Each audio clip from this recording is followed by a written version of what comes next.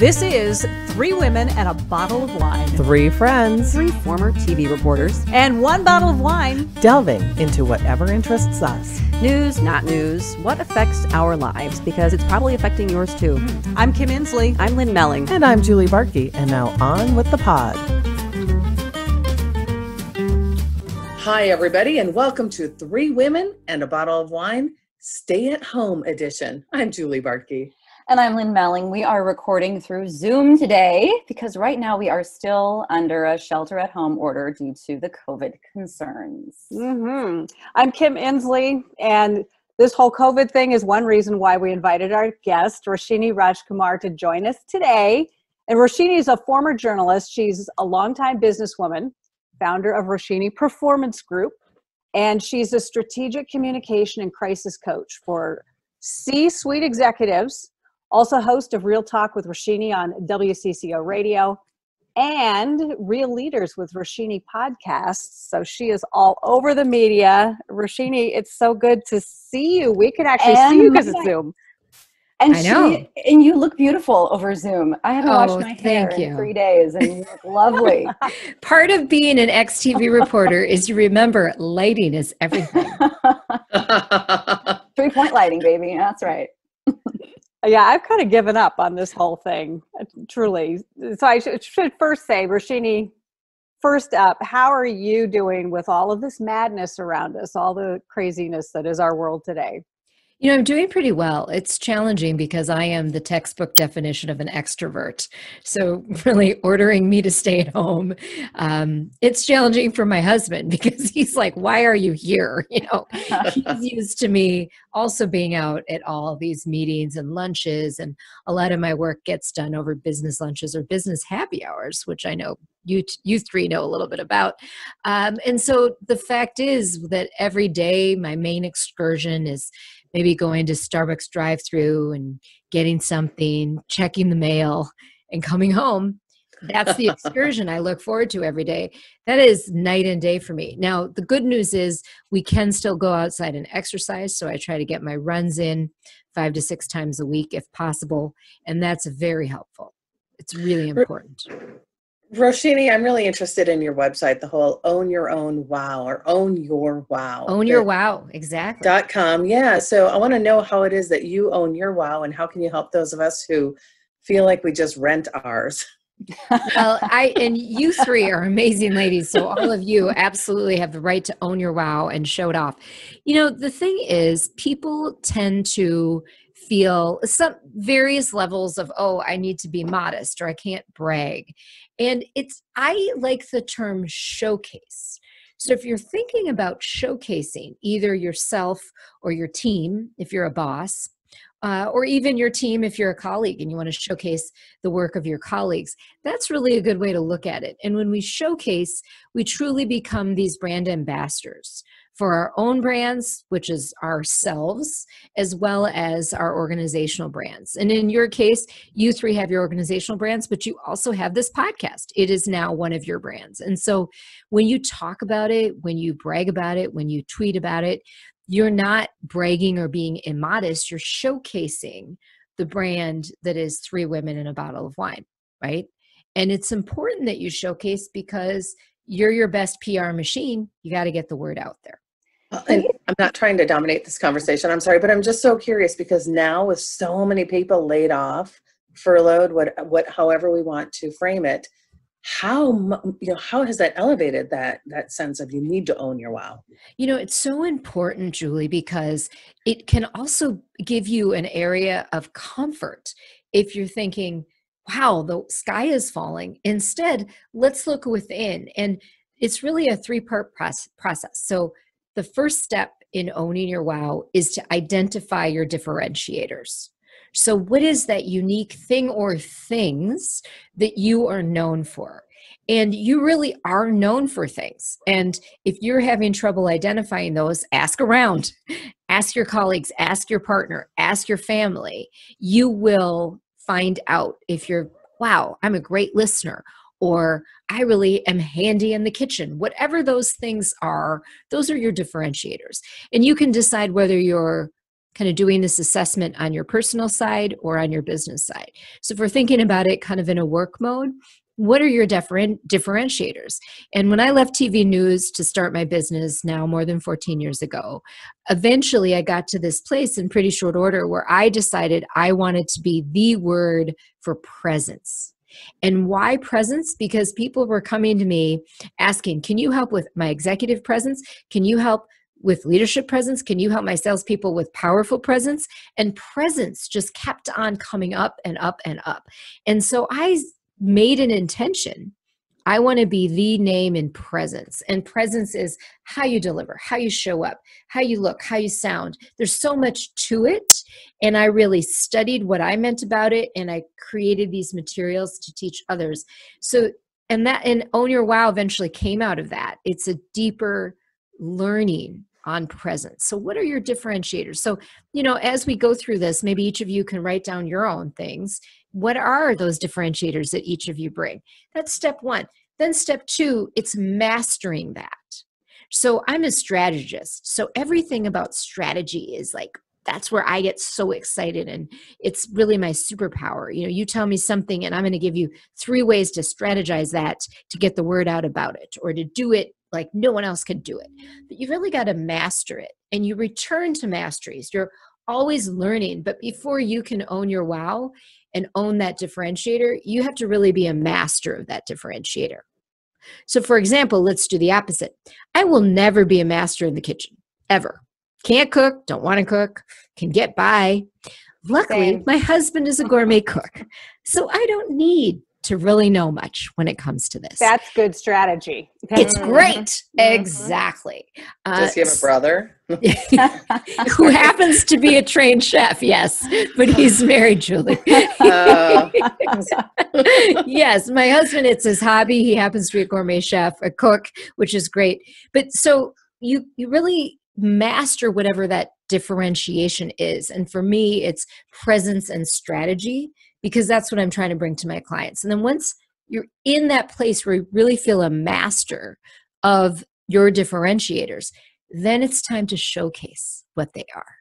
And to get back to your initial question, no matter whether we're in COVID times or others, that's when it matters that you really understand your differentiator so you can showcase it, either in your regular course of business or when you need to pivot, when we're in crisis kind of situations, and you still need to make a living, still need to provide for your family, still need to have a purpose every day.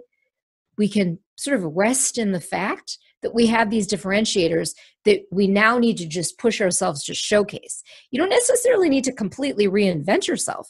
Chances are it's within you.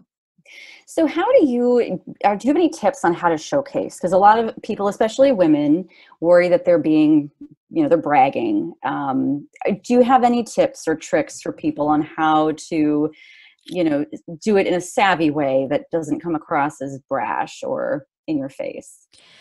The thing is, we just have to get over feeling like we're Sure. being immodest and bragging. Because frankly, like when Kim and I have a fun time going to lunch, I don't want to hear Kim spend the whole time at lunch saying like, woe is me, I'm not good enough, this or that. No, I want Kim to show up at lunch, which is what she does. She's excited about a new project. She's telling me about it.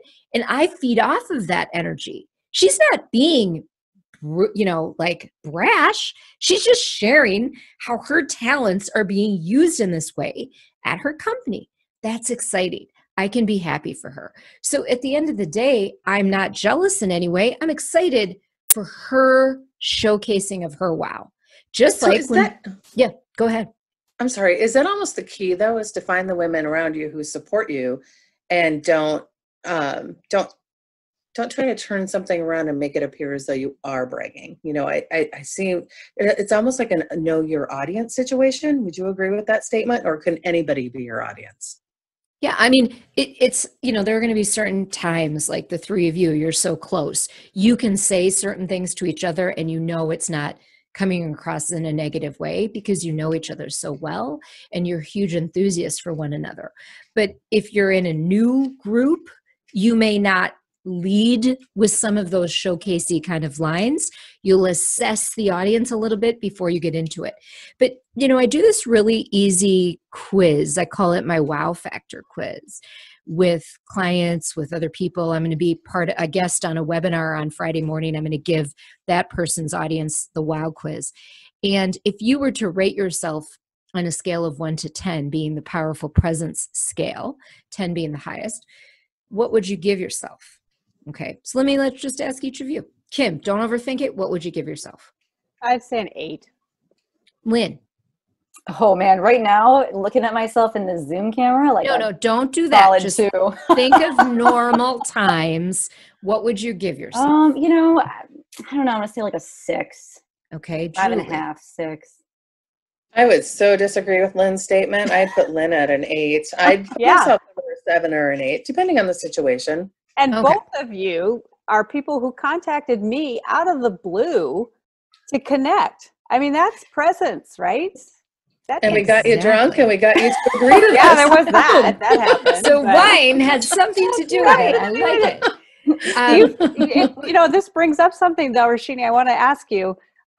Women have a problem with this, right? Mm-hmm. But conversely, a woman who does show up with a strong presence isn't always received in the same way that a man who shows up with a strong presence. And I don't want to say, oh, woe is us women, poor us. Do you think that is changing generationally, perhaps? I don't know. I feel like it is, but I do think it's still something that's talked about. I hope it's changing, Kim. I really hope it's changing. And sometimes it seems like other women are the biggest culprits of doing that to women. Yes. Men are not sitting there saying, oh no, Kim, you're really not an 8, you're a 6. They're like, Kim, actually, Kim, I think you're a 10. Yeah. Right? Yeah. So, I mean, there were times when I first started my business at the time, my now husband was my boyfriend, and we were kind of in early stages of dating. And he said, I remember specifically this one time when I was a finalist, 2 big finalists for a big media coaching project. And we were out to dinner and I said, well, I'm going to talk to the guy tomorrow. I'm going to find out, and I hope I didn't overprice it. He goes, are you the best at what you did? What you do? I said, yes. He goes, well, why would you ever worry about price? So this is so true. And he was always in my mind. It comes back and back to me. His words, don't ever discount, don't ever work for free. These are his words, someone who at that time hadn't known me for very long, So if we go back to your wow factor number, so you gave yourself a range of 6 to 8, and I would give all of you at least a 9, if not a 10, because the flip side of this is it completely goes to your inner narrative. So if you're giving yourself a 6, your clients, your family, your prospects are probably expecting a 10. What are you leaving on the table when you give yourself a 6? So that's why it's called the powerful presence scale. It has nothing to do with how confident you feel one day or how great your hair looks. It's how do you own your own space?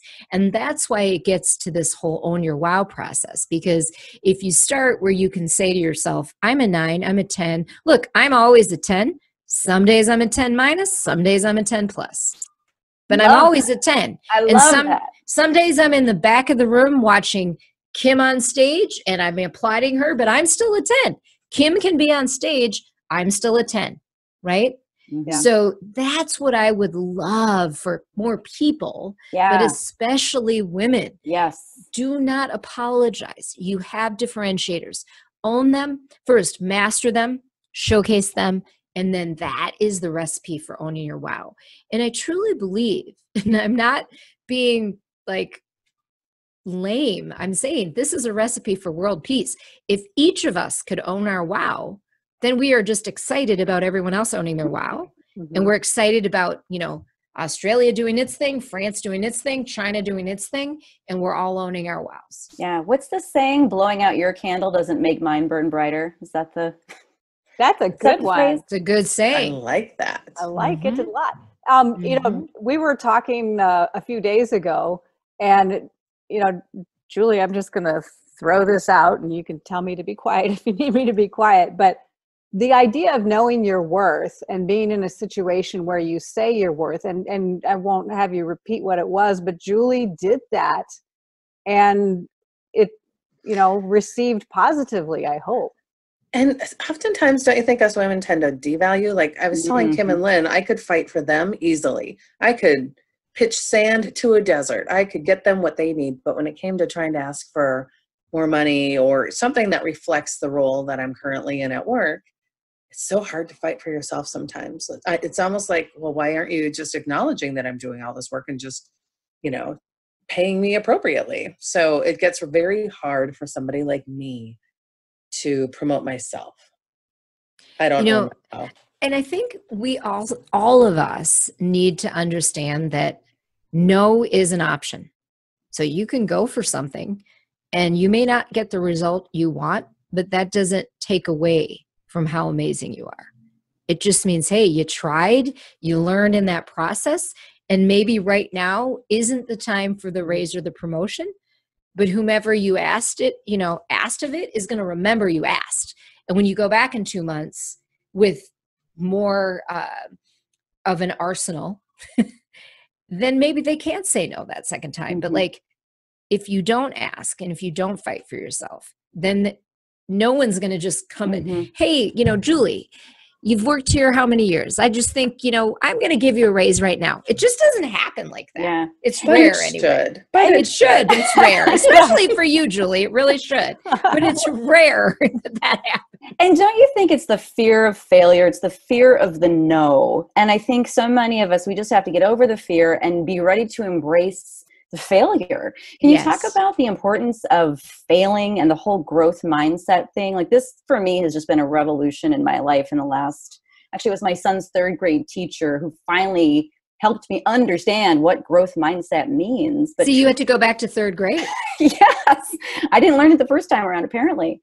But I think, there's this fear of failure, but really that's how you grow and that's how you reach your full potential. Right. And a mentor said this line that I often recite, which is there are no failures. There are only wins and learnings. And anytime you attempt something or it just didn't go your way, you learn from that because you look at, well, what could I have done for it to go my way? Or, this door closed over here, but it was because I was supposed to be over here, or it was supposed to give me the latitude to be able to travel more or do something else that if I had actually gotten that and it had landed the way I planned, maybe would have kept me from some other really amazing things. So you just kind of have to be easy, show yourself some grace. And I cannot express enough how much it's part of my mission in this whole Own Your Wow journey, and that's my tagline, to get people over this issue of, oh, it's not humble, or oh, I'm bragging. You're going to die one day. Don't you want to live every minute that you're on this earth owning your wow and using the wow to the advantage of others? And that's the thing. When you own it, I cannot tell you, I feel very strongly about the work I do as a strategist and an executive coach, that there's no one who can do it better than I. There might be people who can do it as well as I can, exactly what I do. There are not many people who do exactly what I do, but I truly in my heart do not think anyone can do it better. Now, I might not be the coach for everyone, but when I am your coach, there's no one who can do it better. And because I feel that way, and that's my inner narrative, I'm bringing my A+ game to my clients. And that's what they're paying me for. That's what they need psychologically. And I can say, I did not leave anything on the table. I am here fully to make you look, sound better, to strategize better, to pump up, right? And I feel so good about that. And it's really rewarding. So when you own your wow, the kind of results you can deliver to others, it's not about you, but you have to showcase what you do bring to the table in order to do that kind of work and to do it at that top-notch 10 level. Oh, I have goosebumps. Okay, we unfortunately need to take a quick break. We'll be right back. Three Women and a Bottle of Wine is supported by 515 Productions. 515 Productions is a video production business with base camps in Minneapolis and Des Moines, Iowa. Ian, who's so great, and his crew understand the art of creative storytelling, and they know how to make video look really, really good. Learn more at 515productions.com. Our logo was created by Aaliyah DeSalt, a creativity guru offering art workshops to everyone from business executives to book clubs, because we all have untapped creative potential just waiting to be unleashed. You can find her contact information on our website. You can stay up to date on our podcast by checking out our website, threewomenandabottleofwine.com. You can also connect with us on Facebook, Instagram, and Twitter, where you'll find behind-the-scenes photos and, of course, much, much more. Be sure you don't miss an episode. Subscribe to our show on iTunes or wherever you get your podcasts. Welcome back, everybody. It's time for our final flight, where we'll learn a little bit more about our guests with 3 quick response questions. All right, you've interviewed a lot of people in your time. What was one of your favorite interviews and why? Oh my gosh, that is a tough one, Julie. I have interviewed some amazing people. I will have to say a memorable one was Patti Labelle. No way. Yeah. And, and Kim can probably say, and because in media, I'm really not impressed or intimidated by anyone. I've interviewed so many different kinds of people, rock stars, celebrities, politicians, would-be presidents. And I interviewed her. She was my very last interview, my very last story as a TV news reporter in Detroit in 2006, before I moved home to start my business. And I'm telling you, we were like this close, and her like 6-inch long false eyelashes were on. And she just had like beautiful skin, and just, it's Patti LaBelle, And it was one of those stories that it was supposed to be a big celebration of some of the Motown greats. And so I got to interview some of the original Temptations, Patti LaBelle. But Richard Pryor had died like either that morning or the day before. So then it turned into get all their reactions about him dying. I'm like, oh, great. Now it turns into that story. But anyway, I got to interview her. It was really amazing. I don't even remember what we talked about, but other than Richard Pryor. But it was just like to look at this icon and, a combination of mixed feelings, knowing that was my last story as a TV reporter, as I was going out into the unknown to start my business. I always have such peace that, I went out of the TV news world on like such a high, That's awesome. That's amazing. in the Detroit TV market and with Patti LaBelle. So, Wow. Well done. Thank you. All right, so I'm going to turn the tables a little bit. You said you are not good in the kitchen. So can you talk about your favorite meal?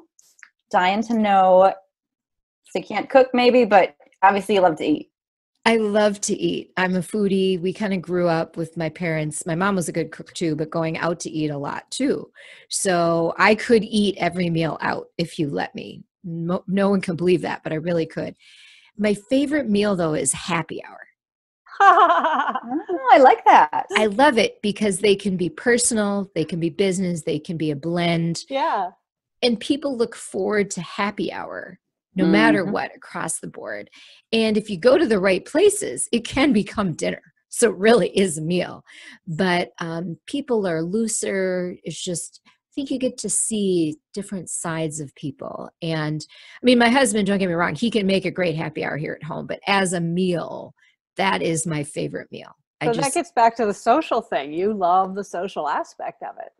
I love the social. And, in any given week, I've got 2 to 3 business/social happy hours because clients have become friends become clients. I mean, when you're at happy hour with someone, you got a glass of wine or vodka soda in your hand. I mean, not a lot can be really bad in life at that moment. Right? And you do celebrate your clients. I will say that. Nobody celebrates her clients like you do. Okay, Kim was at the Lucky 13 party last year, my 13th so anniversary, and Kim was there, and that was very fun. Yeah, you got to celebrate the moments. I mean, that's a big important thing, no matter what. And I know you 3 with your podcast, I know you do a lot of celebrating. It's important. It's really important. We do. Important things are, this time in particular, people are kind of reassessing what's important in their life. So it's a different time for all of us. What is going to stick with you, Roshini? When this is all done, what is a takeaway that you will have? You know, people are really resilient, and I'm seeing that across the board with clients, with friends. I'm so impressed. I mean, we're happy to have our kids are grown and out of the house. Young kids at home. I mean, my God, you deserve an Oscar. I mean, this is just, I don't know how you do it if you have young kids at home and have to work also and all of that. But I will say, like, just to get back to my husband for a moment, I have always appreciated the cooking aspect of him. It's a big way that he shows love.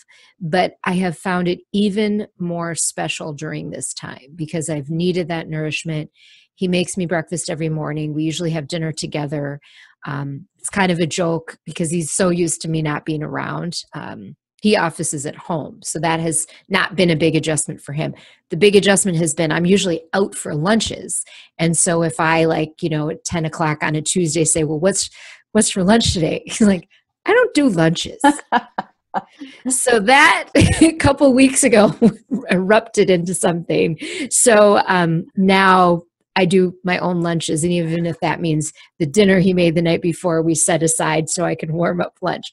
But I really appreciate that nourishment because I'm finding when you don't have the commute time, you're actually doing more back to back things. I'm really exhausted. And if I didn't have that good nourishment to start the day or that great dinner to look forward to in the evening, I couldn't do all the things I need to do to get through these times right now. Yeah. All right, Roshini, this was a fantastic conversation. We really appreciate you joining us in such a unique way. Thank you, ladies. You were fabulous. Thank you so much for joining us. Listeners, thank you for listening in, and we'll see you next time on 3 Women and a Bottle of Wine. Cheers, everybody. Be safe. Cheers.